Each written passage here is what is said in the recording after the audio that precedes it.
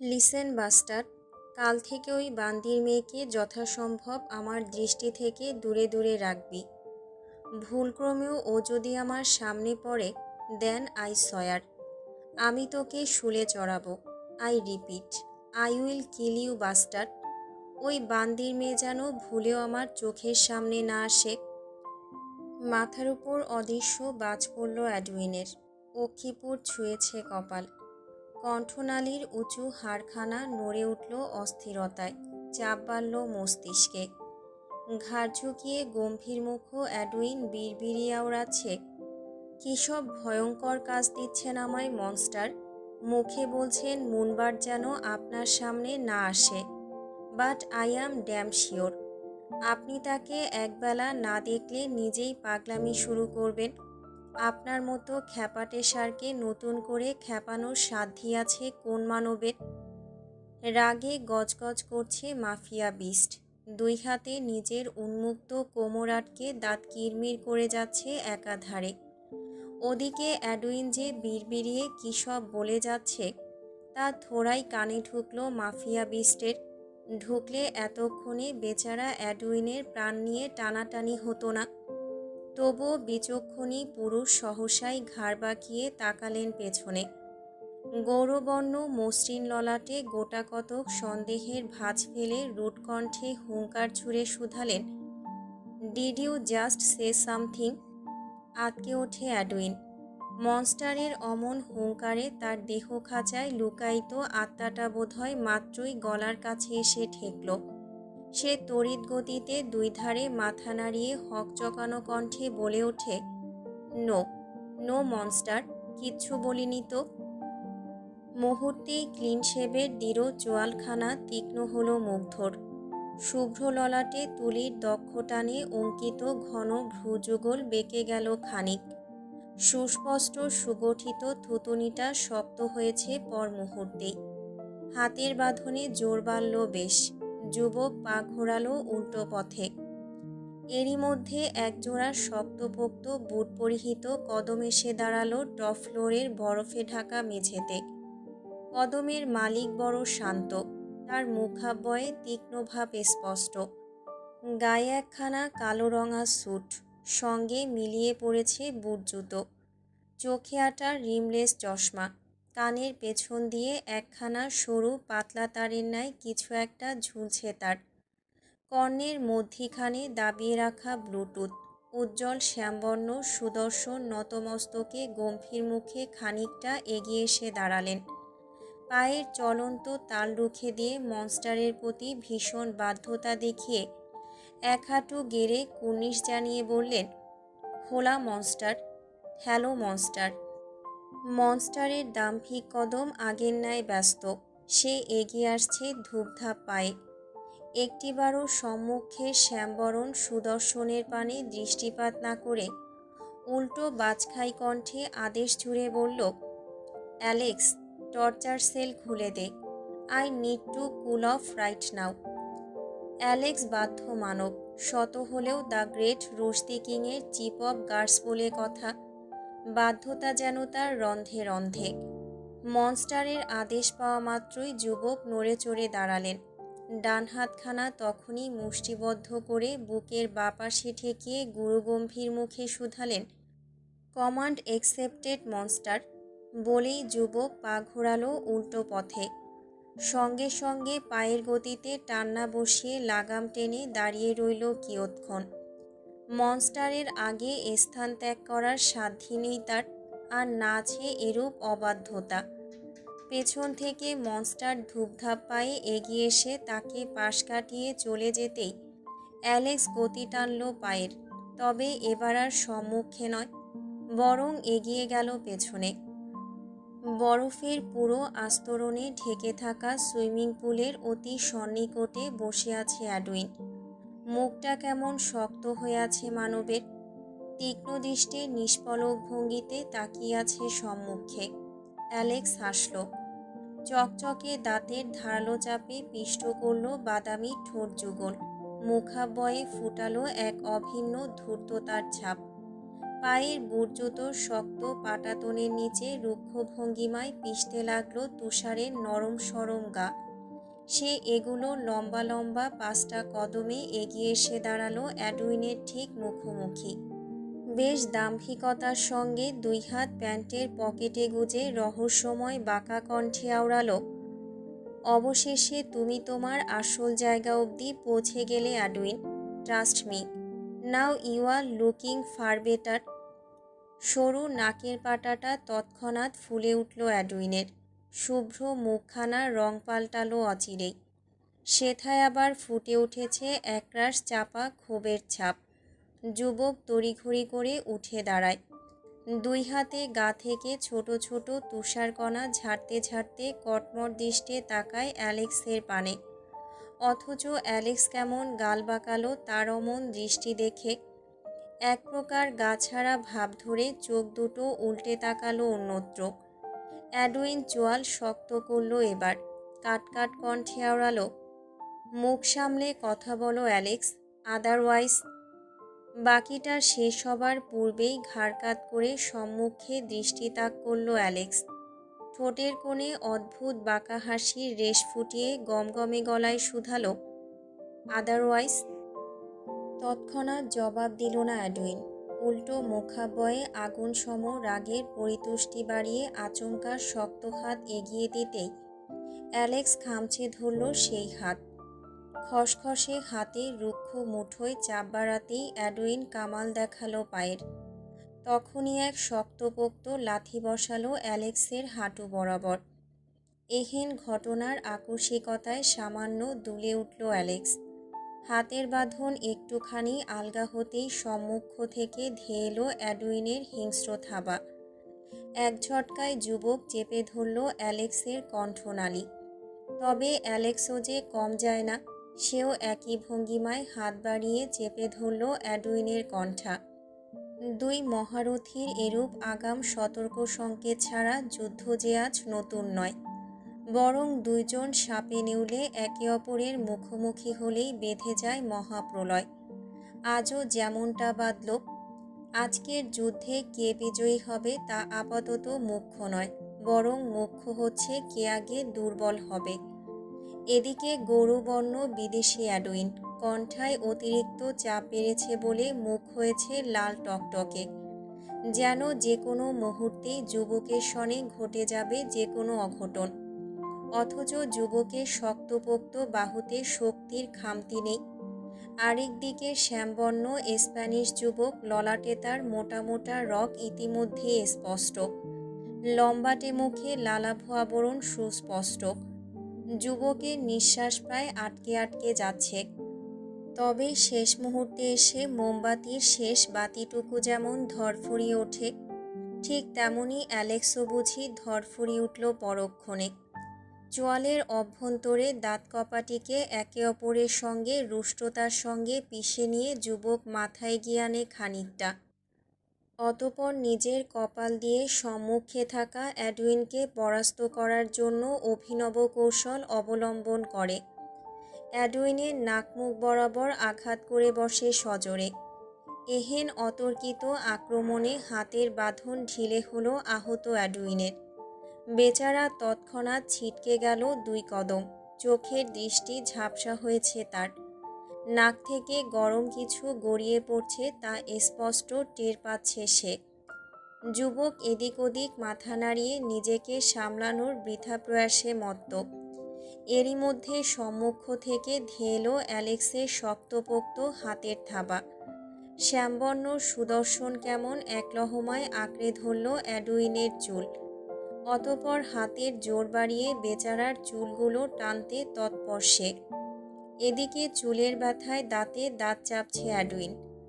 আহত হওয়া সত্ত্বেও বাহাতের কনুই দিয়ে একের পর এক আঘাত করে যাচ্ছে অ্যালেক্সের পেটে। অথচ অ্যালেক্সকে দেখো, যুবকের দেহ যেন ইস্পাত দৃঢ়। পেট বরাবর অত আঘাত পাওয়া সত্ত্বেও সে কেমন অটল হয়ে দাঁড়িয়ে আছে।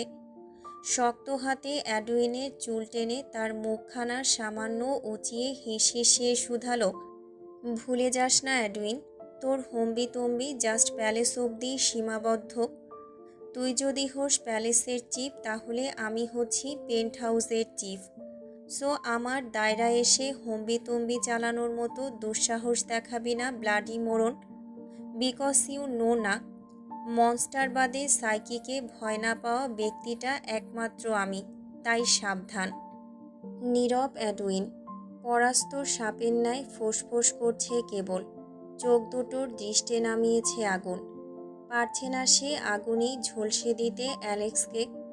অ্যালেক্স স্পষ্ট দেখল সেই দৃষ্টি। পরক্ষণে ঠোঁটের কোণে তাচ্ছিল্যের হাসি টেনে বেশ রহস্যময় বাঁকা কণ্ঠে বলল, শুধরে যা অ্যাডউইন। দ্য গ্রেট রুশদি কিংয়ের আগেও কোনো দিন কোনো প্রকারের দুর্বলতা ছিল না, ভবিষ্যতেও থাকবে না। ইনফ্যাক্ট আমি মনস্টারের লাইফে কোনো দুর্বলতাকে থাকতে দিব না। The great Rushdi king will always remain a heartless mafia, and I will make sure of it. সহসাই ভ্রুযোগল কুঁচকে গেল অ্যাডউইনের। মুখভঙ্গিতে ফুটল একরাশ স্বনিগ্ধতা। ললাটের মসৃণ চামড়ায় ভাঁজ পড়েছে ইতিমধ্যেই।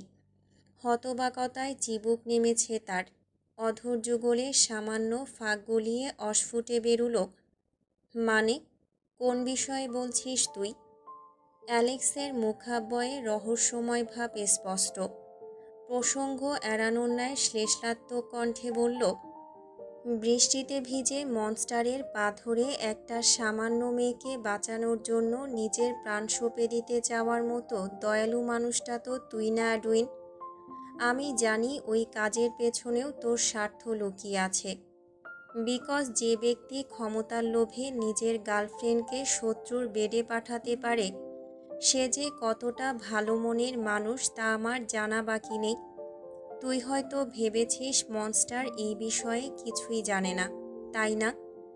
চমকপ্রদ তথ্য বোধগম্য হতেই চোখ দুটো বিস্ময়ে গোল হয়েছে অ্যাডউইনের।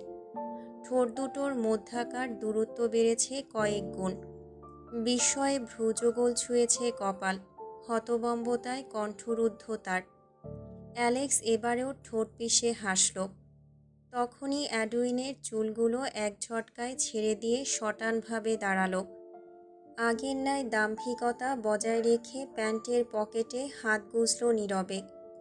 অতপর উল্টো পথে পা বাড়িয়ে গমগমে গলায় বলে গেল, monster loves to chase his enemies.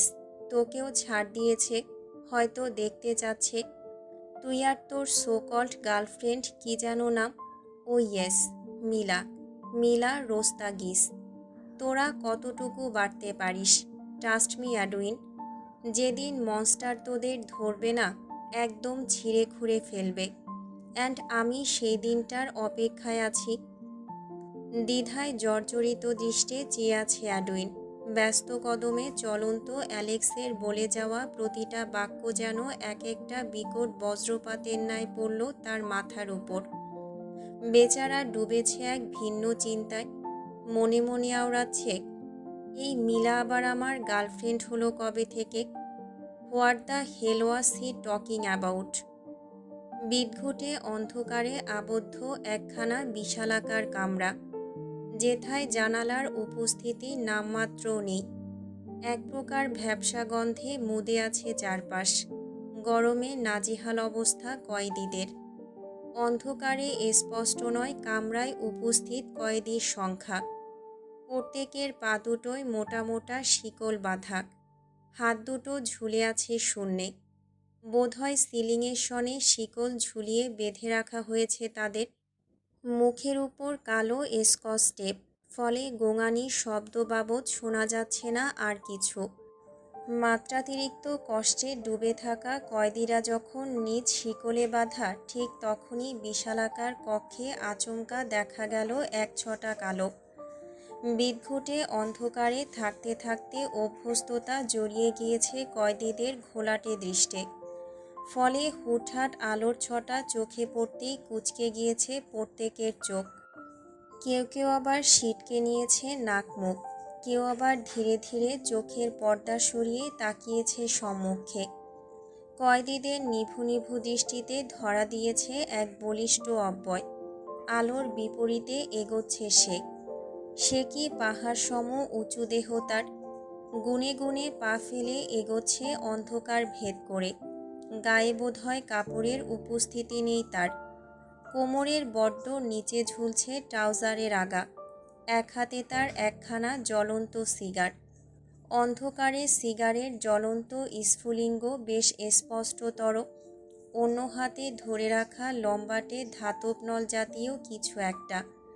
কাচের মেঝেতে গড়াচ্ছে তার আগা। লম্বাটে ধাতব নলের খ্যাচ খ্যাচ শব্দে ধুকপুকানি বাড়ছে প্রত্যেকের। কেউ কেউ সিটিয়ে যাচ্ছে ভয়ে। যুবক এগোচ্ছে। তার পায়ের গতিতে আজ কেন যেন বিলকুল তাড়াহুড়ো নেই। যেন আজ বড্ড বেশি শান্ত সে। প্রায় মিনিট দুয়েক পর বলিষ্ঠ পুরুষ নীরবে এসে দাঁড়ালেন সম্মুখের এক কয়েদির নিকট। অতঃপর হাতে থাকা সিগারটায় লম্বা এক টান বসিয়ে গমগমে গলায় শুধালেন, কার খুব বেশি কষ্ট হচ্ছে? নিঃশব্দ কামরায় যুবকের এহেন গমগমে গলার স্বর যেন বড্ড ভয়ালো শোনালো সকলের নিকট। ক্ষণে ক্ষণে ঢোক গিলতে ব্যস্ত তারা। তন্মধ্যেই একজন কেমন দুর্বল কণ্ঠে গুঙিয়ে গেলেন জোরে সোরে। বোধহয় মুখ উন্মুক্ত থাকলে চেঁচিয়ে বলতেন, আমি আমি আমার খুব কষ্ট হচ্ছে। যুবক আলগোছে ঘাড় কাত করে তাকালো সেদিকে। অন্ধকার কক্ষের বাদিক থেকে ভেসে এসেছে আওয়াজ। যুবকের ব্যগ্র কদম সেদিকে ছুটল। সিগারের লম্বা একটা টান বসিয়ে মুখ ভর্তি সিগারের কলুষিত ধোঁয়া আটকে রাখল কিয়ৎক্ষণ। পরক্ষণে মুখের বদলে নাসারন্ধ্রে সরু ছিদ্র দিয়ে ধোঁয়া ছাড়তে ছাড়তে এগোলো কয়েদির পানে। অতঃপর ব্যস্ত পা যখন কয়েদির একদম মুখোমুখি এসে দাঁড়ালো, ঠিক তখনই যুবক ঠোঁটের ফাঁকে সিগার চেপে ডান হাতের বৃদ্ধা এবং মধ্যমার সহযোগে ঘর্ষণে চুটকি বাজালো একবার। আর অমনি সম্পূর্ণ অন্ধকার কক্ষে ছড়িয়ে ছিটিয়ে গেল লালরঙা বিদঘুটে মৃদু আলোর ঝলকানি। সেই আলোর উপস্থিতিতে সকলের দৃষ্টি গেল পাহাড়সম বলিষ্ঠদেহী পুরুষের পানে। মুহূর্তেই ভরকায় সবাই। সম্মুখে দাঁড়িয়ে আছে এক বলিষ্ঠ পুরুষ। গায়ে কাপড়ের উপস্থিতি নেই। মাথার উপর ফেলে রাখা একখানা লালরঙা সিল্ক কাপড়। মুখ ঢেকে আছে কাপড়ের আড়ালে। যুবকের বাঁ হাতে কোনো ধাতবাকার নল নয়, বরং সেটি একখানা ধারালো তলোয়ার। তা অবলোকন হওয়া মাত্রই আঁতকে ওঠেন সবাই। ভয়ে জড়সড় ভাব নিয়ে অন্যত্র ছুটতে চাইলেই আটকা পড়লেন পায়ের শিকলে টানাটানিতে। এদিকে মনস্টারের সম্মুখে থাকা ব্যক্তি যেন ভাষা হারিয়েছেন নিজের। লোকটা বোধহয় নিজের ভবিষ্যৎ নিয়ে বড্ড চিন্তায় পড়লেন এই পর্যায়ে। সম্মুখে দাঁড়িয়ে থাকা রুডমানব এতক্ষণে ফের মুখ খুললেন। বাঁ হাতের তলোয়ারটা উঁচিয়ে গমগমে গলায় আওড়ালেন, এক কোপে মাথা আলাদা করব। একদম নড়াচড়া করবি না। আমার মাথা গরম আছে এখন। যতক্ষণ না অবধি কারোর শরীরের তাজা রক্তে পানা ভেজাবো, ততক্ষণ পর্যন্ত মাথা ঠান্ডা হবে না আমার। So don't move. ভয়ার্ত আর্তনাদে ছেয়ে গিয়েছে কয়েদির চোখ দুটো। মুখে বেরুচ্ছে না বাক। অন্যরা ইতিমধ্যেই জুড়ে দিয়েছে মরা গোঙানির শব্দ। অথচ রুডমানব সেদিকে ভ্রুক্ষেপহীন। সে বাঁ হাতের ধারালো তলোয়ারটা উঁচিয়ে আচমকা আড়াআড়ি ভঙ্গিতে আঘাত বসালো কয়েদির ঘাড় বরাবর। ঠিক পর মুহূর্তেই অদূরে ছিটকে গেল কয়েদির বিচ্ছিন্ন মস্তক। ছিন্ন দেহখানা কাতরাচ্ছে। তাজা লৌহর উষ্ণতায় ছেয়ে গিয়েছে স্বচ্ছ কাচের মেঝে। কাতরাতে থাকা দেহটা মিনিট পাঁচেক পর শান্ত হলো। নীরবে বেঁকে পড়ল মেঝেতে। তার উষ্ণ লৌহ ততক্ষণে গা ছেড়ে মেঝেতে গড়াগড়ি খাচ্ছে। বাধাহীন ভঙ্গিমায় গড়াতে গড়াতে লৌহ গিয়ে আলগোছে ভিজিয়ে দিল নির্দয় মাফিয়া মনস্টারের পদতল। এতক্ষণে পরম প্রশান্তিতে চোখ দুটো বুঝল মাফিয়া বিস্ট। শরীরের উত্তপ্ত আগুনে বোধহয় এক বালতি জল ঢালল কেউ। সে কেমন দাঁড়িয়ে আছে নীরবে। ধারালো দাঁতের রুষ্ট চাপে আটকে রেখেছে বাদামি ঠোঁটজোড়া। সর্বাঙ্গতা লহুতে মাখামাখি, এতে বুঝি প্রশান্তি আরও বাড়ল তার। ভোর 4:01। এতক্ষণ ভারী তুষারপাত হলেও এখন আকাশভাগ কেমন ঢেকে যাচ্ছে একাধারে। নেভা নদীর আশেপাশে গড়ে ওঠা সেন্ট পিটার্সবার্গের আবহাওয়ার কুলকিনারা নেই। এই তুষারপাত হচ্ছে তো এই আবার ভারী বৃষ্টিপাত। আকাশ ডাকছে ভীষণ, চারিদিকে ছুটেছে শীতল হাওয়ার বেগ। নিজ কামরায় ঘুমে আচ্ছন্ন সপ্তদশী মাহি, কিন্তু মেয়েটা ঘুমের ঘোরেও বড্ড অস্থির। পত্রপল্লবের ন্যায় টানা মুখখানা থরথর করে কাঁপছে তার। বন্ধ হরিণী অক্ষিপুটের পর্দার আড়াল দিয়েই নড়ছে চোখ। অমন এক ঠান্ডা পরিবেশের মাঝেও দরদর করে ঘামছে মাহি। অস্থির হচ্ছে তার ক্ষুদ্র বদন। কাঁপা কাঁপা হাত দুটো সজোরে চেপে ধরেছে বিছানার একাংশ। মেয়েটার এহেন বেগতিক দশা স্পষ্ট জাহির করছে ঘুমের ঘোরে সে এক দুঃস্বপ্নে আটকা পড়েছে। দুঃস্বপ্নের প্রখরতা ক্রমশই বাড়ছে তার। সপ্তদশীর বদ্ধ চোখের পাতায় দৃশ্যমান হয়েছে অতীতের এক ফালি তিক্ত স্মৃতি। অতীত। দশম শ্রেণীতে পড়ুয়া এক ঝাঁক কিশোরী ঘুরতে এসেছে সিলেটের মাধবকুণ্ডে। গোটা কয়েক দায়িত্বশীল শিক্ষকদের তত্ত্বাবধানে দেখতে এসেছে মাধবকুণ্ড জলপ্রপাত।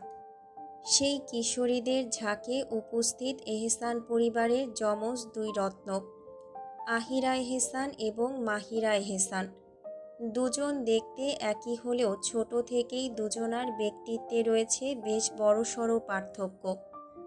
যেখানে চঞ্চলা কিশোরী আহি বান্ধবীদের সাথে হৈহুল্লোড়ে মত্ত, সেখানে আদুরে চশমা পড়ুয়া ভীতু মাহি জলপ্রপাতের কাছ থেকে বড্ড দূরে গা বাঁচিয়ে বসে আছে। ঠোঁটের কোণে মুচকি হাসির রেশ টেনে একমনে দেখে যাচ্ছে সকলের আনন্দ। আকাশ আজও বড় উদাসীন। গোমরামুখী বইয়ের ন্যায় মুখাব্বয়ে নামিয়েছে রাজ্যের আধার। বোধহয় যে কোনো সময় নিজের ভেতরটা উজাড় করে দেবে ধরণীর গায়ে। হৈহুল্লোড়ে মত্ত চঞ্চলা আহির অবচেতন মনের কোণে হুট করেই উত্থাপিত হলো এক দুঃসাহসী চিন্তা। মেয়েটা বড় কৌতূহলী কিনা, তার আবার বড্ড শখ। জীবনে একবার হলো জলপ্রপাতের উপরে থাকা পাহাড়ের টিলায় ওঠা।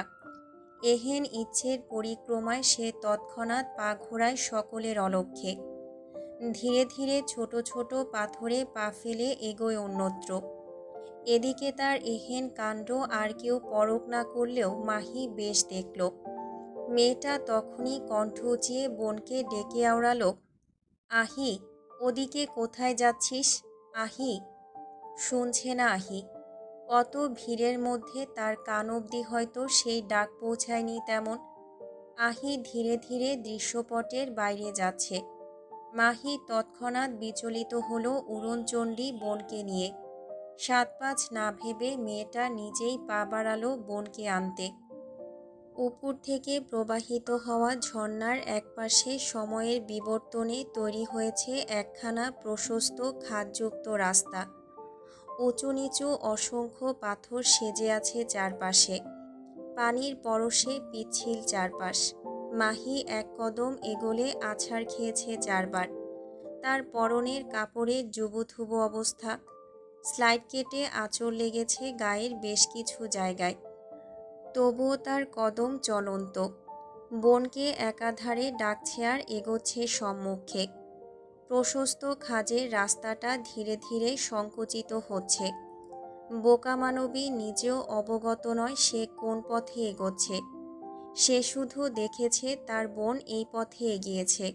সে এতক্ষণে নিশ্চয়ই চলে গিয়েছে অনেকটা উপরে। মাহির চিন্তা বাড়ল বেশ। মনের কোণে একরাশ সাহস সঞ্চয় করে মেয়েটা কেমন উদ্বিগ্ন কদমে ছুটল উপরের দিকে। প্রায় ৪০ মিনিট যাবৎ খাঁজ কাটা রাস্তা ধরে এগোচ্ছে মাহি। ধীরে ধীরে পথ হয়েছে সংকুচিত। সম্মুখের চিপা রাস্তায় মানুষ ঢোকবার জো নেই। বাদিকে খোলা একখানা রাস্তা। অদূর থেকে ভেসে আসছে জলপ্রপাতের বিকট গর্জন। কিশোরী মনে দোলা লাগলো এহেন শব্দে। তার অবচেতন মন ধরিয়ে নিয়েছে আহি এই পথ ধরে এগিয়েছে। অতঃপর ভীতু কিশোরী কোনরূপ কালবিলম্ব না করে কাঁপা কাঁপা কদম বাড়ালো সেই পথে। ছোট একখানা সরু রাস্তা, গা বাঁকিয়ে ঢুকতে হয় সেই পথে। চিকন চাকন পাতলা গায়ের গঠন হওয়ায় মাহি অনায়াসেই ঢুকে গেল সেই পথে। এতক্ষণের অন্ধকার ছাপিয়ে হুট করেই আকাশ খোলা আলো পেয়ে কুঁচকে গিয়েছে কিশোরীর চশমা পরা মায়াবী চোখ দুটো। সে তৎক্ষণাৎ এক হাতে আড়াল করল দৃষ্টি। সরু দৃষ্টে টুকটুক করে সম্মুখে তাকাতেই স্তব্ধ হলো মাহি। সম্মুখে নৈসর্গিক দৃশ্য দেখে জুড়িয়ে গিয়েছে তার তনুমন। চারিদিকে সবুজ আবহ, মাথার উপর কালো মেঘেদের আকাশ, পায়ের নিচে হলদেটে সবুজ রঙা পাথর, যার ফাঁক ফোকর দিয়ে গড়াচ্ছে পরিষ্কার পরিচ্ছন্ন পানি। মুহূর্তেই ঠোঁটের কোণে এক ঝলক পরিতুষ্টির ছাপ ফুটল মাহির। ধীরে ধীরে গাল ভরে গেল আত্মতৃপ্তির হাসিতে। ভীতুমের এখন আর ভয় করছে না। সে কি সুন্দর প্রজাপতির মতো দুই হাত ছড়িয়ে দিয়েছে দুই পাশে। চোখ দুটো বুজে লম্বা এক নিঃশ্বাস টানতেই আচানক কিশোরীর কর্ণকুহরে ভেসে এলো কারো মৃদু গোঙানির শব্দ। তখনই চোখ খুলল মাহি। বনের চিন্তায় অস্থির হয়ে কদম ছোটালো শব্দের উৎসের দিকে। অদূরের বিশালাকার পাথর দুটোর ফাঁক থেকে ভেসে আসছে গোঙানির শব্দ। ভীতু কিশোরীর অদক্ষ কদম বারবার হোঁচট খেয়েও এগোচ্ছে সেদিকে। ধীরে ধীরে পায়ের গতি কমালো মাহি। ভয়ে ঠান্ডা হয়েছে তার সম্পূর্ণ বদন। কণ্ঠায় নেমেছে শুষ্কতা। জিভে সিক্ত ডগা ঠেলে শুকনো অধর ভেজাচ্ছে কিশোরী। কাঁপা কাঁপা বদনে পাথরের ফাঁকের কাছে কদম থামিয়ে মাথাটা আলতো করে বাড়িয়ে উকি দিল মাহি। তবে পরক্ষণেই ভয়ে জমে গেল বেচারি। কণ্ঠ রুদ্ধ হয়ে গেল চিরচেনা ভীতু স্বভাবের জন্য। সর্বাঙ্গ জুড়ে বয়ে গেল ভয়াতুর ঝঙ্কার। পাথরের ফাঁকে দাঁড়িয়ে আছে এক বলিষ্ঠ পুরুষ। গায়ে তার কালো রঙা হুডি, তার হাতে একখানা ধারালো চাকু। তা দিয়ে সে অনবরত এলোপাথারি আঘাত করে যাচ্ছে সম্মুখে নিষ্পাণ আকারে পড়ে থাকা এক মধ্যবয়স্ক লোকের বুক বরাবর। লহুতে একাকার আহতের শরীর, চোখ দুটো বদ্ধ, নিঃশ্বাস নেই লোকটার। তবুও নির্দয় মানব কেমন উন্মাদের ন্যায় এলোপাথারি আঘাত করে যাচ্ছে তাকে। ভয়ার্ত মাহি প্রতিক্রিয়া শূন্য। হাত পা অনবরত কাঁপছে তার। কাঁপা কাঁপা পা দুটো টলতে টলতে হুট করেই ভেঙে পড়ল কেমন। পাথরের গায়ে কিশোরীর ক্ষুদ্রাকায় দেহখানা পড়তেই ধপ করে শব্দ হলো। সেই শব্দে হাত থামল নির্দয় মানবের। মুহূর্ত ব্যয়ে সে আচানক ঘাড় বাঁকিয়ে তাকায় পেছনে। তার সম্পূর্ণ মুখ ঢেকে আছে পাতলা সফেদ রঙা ফুল মাস্কে। সে যেন এক ভয়ানক অশরীরী। মাথার উপর হুড ফেলে রাখা, মাস্কের আড়ালে লুকিয়ে থাকা একজোড়া বাজ পাখির ন্যায় তীক্ষ্ণ বাদামি দৃষ্টি ছোট্ট কিশোরীর পানে পড়তেই টান টান ললাটে বিরক্তির ভাঁজ পড়ল যুবকের। শরীর ঘুরল কিশোরীর পানে। রক্তে ভেজা হাত দুটো থেকে এখনো চুইয়ে পড়ছে লহু। যুবক আলগোছে ঘাড় কাত করে তাকালো মাহির পানে। ভয়ার্ত মাহি তখনই পেছাতে লাগলো শরীর। যুবক তাকিয়ে রইল এক দৃষ্টে।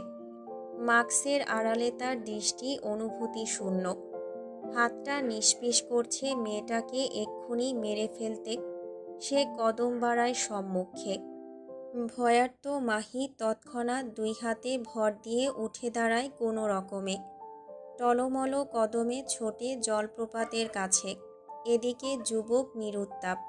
তার কদমে ব্যস্ততা নেই। হাতে থাকা চাকুটা উল্টে পাল্টে দেখছে সে। ছুটন্ত কিশোরীর পদযুগল হুট করেই থেমে গেল সম্মুখে গিয়ে। সামনে পালানোর রাস্তা নেই, আছে কেবল পড়ন্ত ঝর্ণা।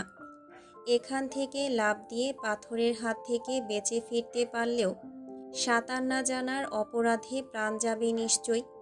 ভীতু কিশোরী পা থামায় তখনই। শুকনো ফাঁকা ঢোক গিলছে মেয়েটা। পেছনে তাকানোর সাহস জোগাতে অপারগ সে। ভয়ানক লোকটা নিঃসন্দেহে এতক্ষণে তার পাশে এসে দাঁড়িয়েছে।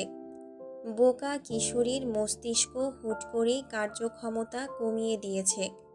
শরীরে ছড়িয়েছে নিস্পৃহতা, কাঁধ দুটোতে ভর করেছে পরম ক্লান্তি। মানবী নিজেকে বাঁচানোর বৃথা প্রয়াসে তখনই লাফ দিল সম্মুখের জলপ্রপাতের সঙ্গে। পেছনে দাঁড়িয়ে থাকা রুড মানব কেমন দৃষ্টি কুঁচকে দেখল সবটা। সে নিরুত্তাপ, চোখে মুখে একাকার সম বিরক্তি লেপ্টে 2 কদম এগিয়ে এসে নিচে উকি দিতেই দেখল কিশোরী ডুবে যাওয়ার পথে। যুবক বিরক্ত হলো, পিয়ার্সিং করা ভ্রুযুগল কুঁচকে রেখে দাঁত খিঁচে আওড়ালো, হোয়াট দ্য ফাক। মেয়েটা তার কর্মকাণ্ডের একমাত্র প্রত্যক্ষদর্শী। একে কি আর অত সহজে ছেড়ে দেওয়া যায়? যুবক তখনই দাঁতে দাঁত পিষে লাফ দিল জলপ্রপাতের নিচে। দূরদর্শী অ্যাথলেটিকের ন্যায় শরীর বাঁকিয়ে লাফ দিয়েছে যুবক। হাত থেকে চাকুটা পড়ে গিয়েছে কোথায় যেন। বড্ড উঁচু থেকে লাফ দেওয়ায় তৎক্ষণাৎ শরীরটা শীতল পানির গভীরতায় তলিয়ে গেল যুবকের। তবুও সে সাঁতরে উঠে আসতে চাইল উপরে। তবে এরই মধ্যে সে পরখ করল, পাশ থেকে কিশোরীর নিস্তেজ দেহ পানির গভীরতায় তলিয়ে যাচ্ছে। খোলা চুলগুলো ভাসছে এদিক সেদিক। হাত দুটো উপরে ওঠার চেষ্টায় এখনও মত্ত। কিশোরীর ডুবন্ত শরীর দেখে আচমকা সেদিকে হাত বাড়ায় যুবক। এক শক্ত থাবায় তখনই আঁকড়ে ধরে ডুবন্ত কিশোরীর ডান হাত। অতঃপর এক হ্যাঁচকা টানে মেয়েটার নিস্তেজ শরীরটা নিজের দিকে টেনে এনে পানির উপরে মাথা তোলে যুবক। অবচেতন নিস্পৃহ কিশোরীর ঠান্ডা শরীরটা নিজের বুকের সঙ্গে লেপ্টে রেখে বাদামি চোখ দুটোর মালিক আচমকাই প্রশ্ন ছুড়ল, হু আর ইউ পিচ্চি?